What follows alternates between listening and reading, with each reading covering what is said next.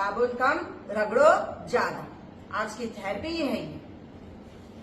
जब नहाने बैठते हैं तो लोग साबुन ज्यादा, रगड़ते कम। पानी को ठंडे ठंडे पानी से, गरम गरम पानी से, और फिर बाहर आ गए। नहीं, नहाने जब बैठो तो नहाने के 4 मोस्ट इम्पॉर्टेंट ऐसे आपके बॉडी के पार्ट्स है जिसको रगड़ना बहुत जरूरी है। सबसे पहले तो बैठो तो बकेट भर के बैठो। जिनके शरीर में गर्मी बहुत है तो गुलाब का जल डालकर बैठना। जिनको शरीर में चर्म रोग होता है तो फिर उस बकेट में एक रात पहले उबलता हुआ पानी भर लेना और उसमें नीम के पत्ते डाल देना 15 से 20, ताकि वो नीम का पानी बन जाए। सुबह तक ठंडा हो जाता है पानी, कूल, नॉट चिल्ड, लेकिन वही हॉट वाटर आपका कूल वाटर में टर्न हो जाता है।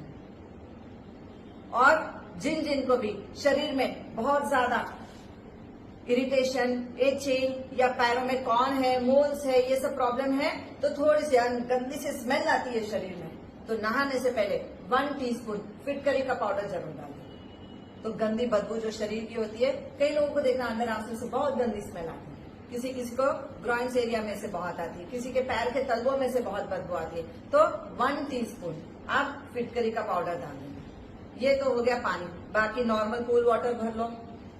सबसे पहले नहाने बैठो तो नाभि में सबसे पहले कितने 5 से 6 मग जरूर डालना है, ताकि आपकी 72,000 नाड़ियों में एनर्जी अच्छे से जा सके।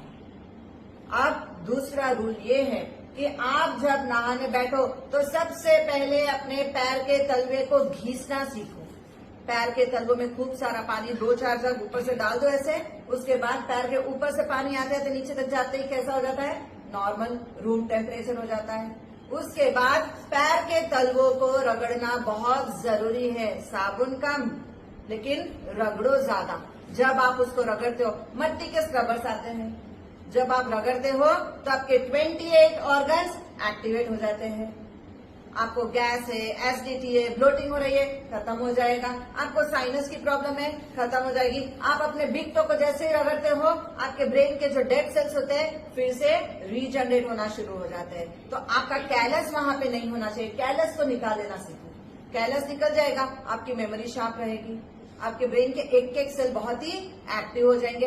एंडोर्फिन, द हैप्पी हार्मोन्स वहां पे रिलीज होना शुरू हो जाते हैं। और जैसे आपके पैर के तलवों को आप घीसते हो, आपका दिमाग एकदम शांत हो जाता है, कूल है, काम होता है। आप खड़े खड़े नहा के देख लेना, आपका दिमाग भागेगा, चेक कर लो। शावर जब आप खड़े खड़े देते हो, आपका माइंड भाग रहा है, लेकिन आप जब बैठ के स्नान करते हो और पैर को रगड़ते हो तो जैसे जैसे मैल निकलते जाता है और जैसे जैसे आपके एक एक organ, 28 organ based on acupressure therapy आपके पैर के पग तली में ही छुपे हैं। इसके पूरे स्विचेस आपके एक्टिवेट हो जाते हैं, ऑन हो जाते हैं। आपके बॉडी के एक एक ऑर्गन्स एक्टिवेट हो गए तो आपके टॉक्सिन्स भी नहीं रहेंगे। जब इसको एक्टिवेट किया तो ना आपको कोल्ड रहेगा, ना कॉफ रहेगा, और ना ही आपको कभी साइनस का कोई इश्यू आएगा। स्नान करते करते जैसे ही पगतली हो गई, उसके बाद सीधा काफ मसल में आना। आप बोलोगे काफ मसल में एक ही चीज का तो फायदा है, because calf muscle is called as second heart. नहीं, calf muscle is not only called as second heart. इसमें एक एलियोलोज बोल के एक ऐसा मसल होता है जहां से अगर आप उसको अच्छे से मसाज करते हो तो आपका डायबिटीज नीचे कंट्रोल में आ जाता है। आप जैसे उसको रगड़ के एकदम से स्नान करते हो, आपका बीपी नीचे आ जाता है। आप जैसे उसको रगड़ के नहाते हो, आपके पेट में जो वायु जमा हो जाती है, गैस जो जमा हो जाती है, ये गैस देखो पहले के जमाने में दादी नानी क्या करते थे, जब बच्चे कंप्लेन करते थे पेट दुख रहा, बस एक ही बात बोलती थी, हींग लगा, पिंडली दबा। स्नान करने बैठो तो उस वक्त अपनी पिंडलियों को खूब रगड़ना, 1 से 2 मिनट खूब अच्छे से रगड़ देना। जैसे आप अपनी पिंडली की मसाज करते हो, 50% शुगर सुबह से ही कंट्रोल में आ जाती है। दूसरा, आपके हार्ट पे ब्लड का सर्कुलेशन बहुत अच्छा जाएगा। और तीसरा, आप जैसे ही मसल को मसाज करते हो तो आपके पेट की वायु, क्योंकि पूरा नीचे से पिंडली से पूरा खून कहाँ पे जा रहा है, आपके पेट पे पूरा गश हो जाता है। वो इतनी तेजी से ऊपर जाता है कि तेजी से आते ही पूरी वायु आपकी रिलीज होना शुरू हो जाती है, तो आपको गैस्ट्रिक इश्यू खत्म हो जाएगी। अब आप जब स्नान करो तो मुंह में पानी भरो, पानी भर के फिर आंखों को वॉश करना बहुत जरूरी है, क्योंकि आज 90% सभी लोग स्क्रीन पे ही होते हैं, तो आंखों का धोना बहुत जरूरी है। इससे एक तो आपका विजन अच्छा रहेगा, विजन में कोई ब्लडनेस है ये कवर हो जाएगी। तो जब हम स्नान करते हैं, चेहरा धो रहे हैं, आंख धो रहे हैं, तो अपने आप हमारा म्यूकस क्या होता है, सॉफ्टन हो जाता है। तभी का तभी नाक छिड़क दो, जोर से प्रेशर से इसको छिड़क देना, आपको कभी साइनस का इश्यू नहीं आएगा। अब कान पकड़ना, ईयर लोब को पकड़ के यूं करना, आप जैसे ही ईयर लोब को पकड़ के एकदम सिर्फ 10 सेकेंड बस इसको रगड़ देना, क्योंकि गीला गीला है। आप जब पकड़ के ईयर लोब को यूं करते ही आपके ब्रेन के पूरे पॉइंट्स एक्टिवेट हो जाते हैं, आप एकदम पॉजिटिव सोचने लग जाते हैं।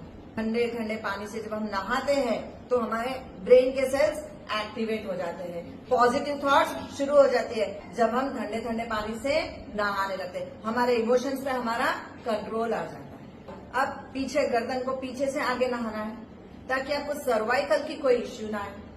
जब आप पीछे से रगड़ के नहाते हो तो सर्वाइकल स्पॉन्डिलाइटिस, सर्वाइकल स्पॉन्डिलाइटिस ये दोनों ही नॉर्मल हो जाते हैं। यहाँ पे आके आपको क्या होता है, एकदम से स्ट्रेस जमा हो जाता है, तो आप इसको जब रगड़ते हो तो आपका स्ट्रेस भी रिलीज हो जाता है। उसके बाद थ्रोट के 1 से 10 to 20 सेकेंड्स थ्रोट की यहाँ पे मसाज कर लो। आपके चेहरे की जो एजिंग हो रही है स्किन, ये एजिंग रुक जाए।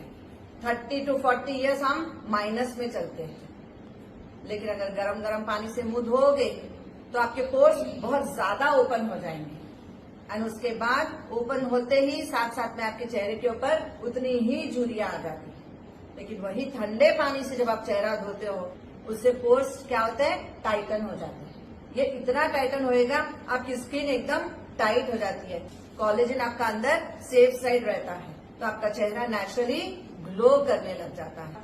अब सबसे मोस्ट इम्पोर्टेंट नियम कि नहाने के बाद तौलिया लेके अच्छे से रगड़ना है, क्योंकि जैसे हम रगड़ते हैं हमारी जो डेड स्किन होती है ये सब निकल जाती है, एक एक सेल आपका एक्टिवेट हो जाता है।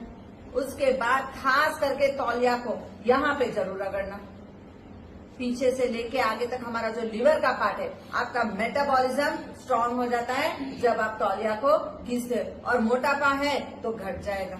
और 1 बूंद मस्टर्ड ऑयल, इसके बाद मस्टर्ड ऑयल सरसों का तेल कंपलसरी नाभि में 1 बूंद जरूर लगाना है। इसके अंदर एक ऐसी प्रॉपर्टी, मॉइस्चराइजिंग प्रॉपर्टी होती है, जो आप जैसे ही लगाते हो चेहरा आपका एकदम ग्लो करने लग जाता है, आपकी नाभि सीधा लेके आपके चेहरे तक को पहुंचा देता है। अगर रोज 1 बूंद का नियम कर लो, आप स्नान करने के बाद सिर्फ 1 बूंद मस्टर्ड ऑयल का नाभि में लगा देना। इसका मॉइस्चराइजिंग प्रॉपर्टी आपके फेस को ग्लो करता है, मेलेस्मा, डार्क सर्कल, आपके चेहरे पे जो रिंकल आ जाती है, आपकी जो स्किन जल्दी एज हो जाती है, ये सब क्लियर हो जाता है जब आप नाभि में स्नान करने के बाद, क्योंकि सारा टॉक्सिन निकल गया। नाभि में हमने इतना सारा मग भर के पानी डाला था, स्प्लैश किया आपने पानी को, तो यहाँ से क्या हो गई, 72,000 नाड़ियां वापस एनर्जाइज हो गई। अब यहाँ पे तेल डालते ही सीधा चली जाएगी, वहां पे चेहरे की जवानी भी वापस लौट कर आती है, और जो आपको ठंड लगती है ये ठंड नहीं लगेगी। आपके बॉडी का बीपी नॉर्मल रखेगा, टेम्परेचर नॉर्मल रखेगा, आपको साइनस का, कोल्ड, कॉफ, फीवर, इसका अटैक कभी जल्दी आएगा ही नहीं। इसलिए स्नान करने के बाद 1 बूंद मस्टर्ड ऑयल नाभि में लगाना है, और 1 ही बूंद ऐसे ले लेना, नाक में लगा देना, जिससे ना आपको सर्दी, न खांसी, न ब्रोंकाइटिस, न अस्थमा, न निमोनिया की प्रॉब्लम।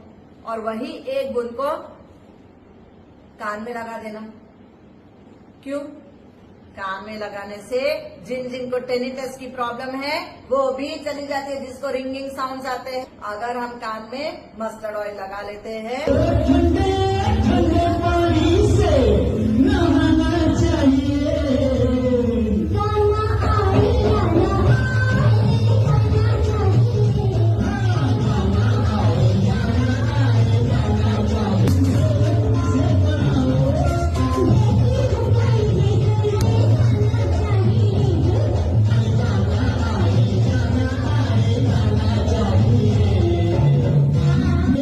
गई हो